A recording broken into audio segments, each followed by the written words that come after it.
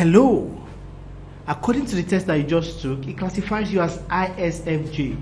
It means you're introverted, sensing, feeling, and judging. You are among the more commonly encountered of the personality types, thought to comprise by research upwards of 8% of the general population. To understand your personality type, we must first consider that your dominant introverted sensing function compels you to preserve and protect past or ancient ways of doing things. This is why the psychologist David Kersey called you the guardians.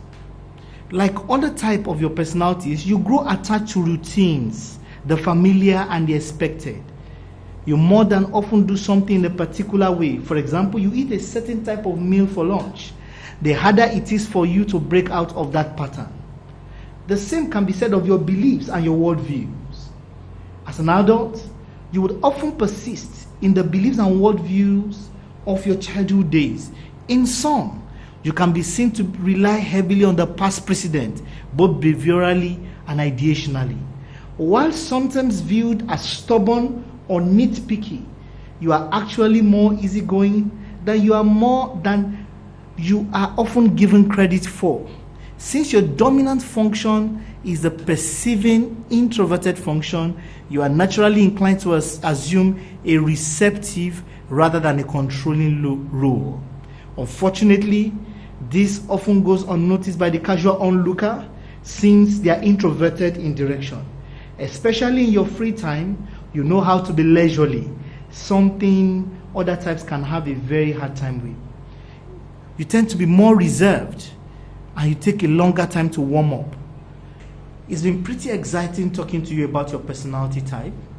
And next week, we're going to go into relationships and how you relate with people around you.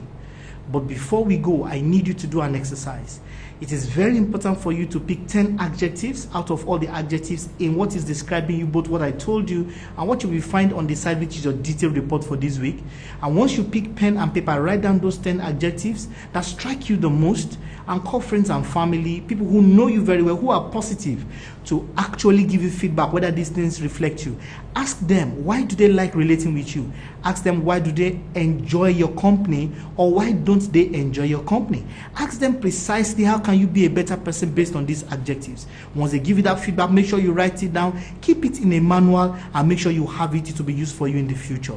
I will be discussing extensively, like I said, relationships next week, and you don't want to miss it. See you next week. Go and succeed.